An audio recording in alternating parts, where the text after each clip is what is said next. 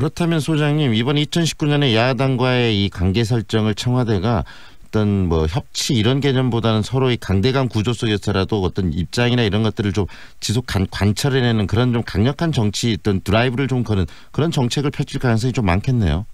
일단 양면 정책을 생각을 하고 있을 겁니다. 한편으로는 뭐 윤도한 국민소통수석 비서관이라든지 뭐 이런 분들을 영입하고 또 사실 노영민 비서실장 같은 경우는 그렇게 강성은 아니죠. 네. 그런 측면에서 야당 그리고 재계, 경제계와의 소통 이런 부분들을 강조하는 측면이 있고 대야 관계, 즉 국회와의 어떤 법안을 놓고 협상이라든지 네. 전국의 교착점이 발생했을 때는 강력한 돌파력을 통해서 더 이상 밀리지 않고 레임덕을 방지하겠다라는 이런 두 가지를 다 고려하면서 노영민 카드와 강기정 카드를 고려한 것 같은데 네. 그게 어느 정도 뭐 먹힐지는 좀 지켜봐야 될 것 같습니다. 네. 그리고 또 비서진들도 좀 개각을 했는데요.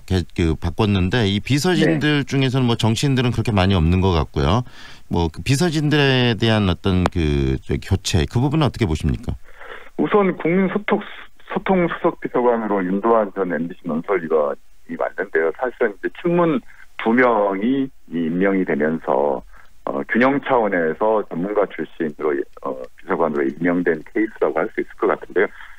일단 논란이 좀 있습니다. 왜냐하면 작년 말까지 MBC에서 근무를 했던 분이고요. 희망퇴직을 하셨고 네. 또 어제였죠. 한겨레 여현호 선임 기자가 국정홍보비서관으로 임명이 됐습니다. 네.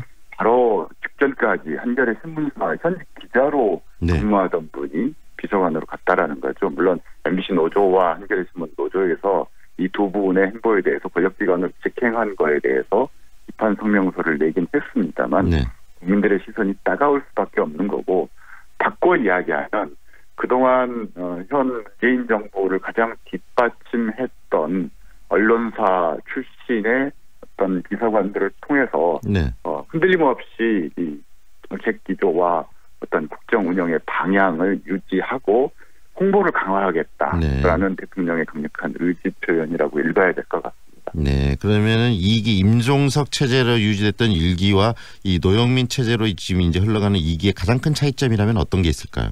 대통령의 신뢰일 것 같은데요.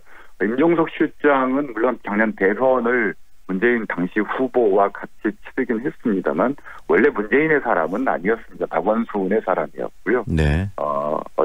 처음 초기 청와대 비서진의 경우에는 그런 정무적인 그리고 각 계파의 배려 뭐 이런 부분들도 좀 고려했던 것 같습니다. 그렇지만 노영민, 강기정은 누가 봐도 문재인의 사람들이라는 거죠. 우선 대통령의 신뢰 자체가 다르다라는 거고 바꿔 이야기하면 비슷한 사안에 대해서 임종석 실장이 조언했을 때 받아들이는 부분보다 노영민 실장이 이야기했을 때 받아들이는 부분들 혹은 뭐 생각을 바꾸는 부분들 이런 부분들이 훨씬 클 수 있다라는 겁니다. 이건 장점일 수 있다고 저는 긍정적으로 해석을 하는데요.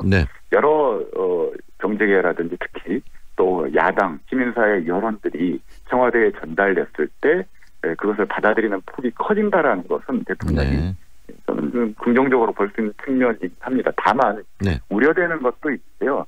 비슷한 생각, 상대적으로 임종석 실장보다 노영민, 강기정 실장과 수석은 문재인 대통령과 비슷한 생각을 공유하는 집단이라는 거죠. 그렇게 됐을 경우 오히려 집단주의적 사고를 강화할 수 있는 우려 이런 부분들도 있다라는 겁니다. 즉 똑같이 다 다른 의견들이 제시됐을 때 이걸 배제해버리는 이런 집단 사고의 논리가 작동하지 않을까라는 우려는 조금 있습니다. 네, 일단 친정 체제를 좀 더 강력하게 구축했다는 말로 이해가 되는데 그렇다면 2019년에 이런 청와대 변화를 통해서 문재인 정부가 풀어야 될 가장 시급한 숙제는 뭐라고 보십니까?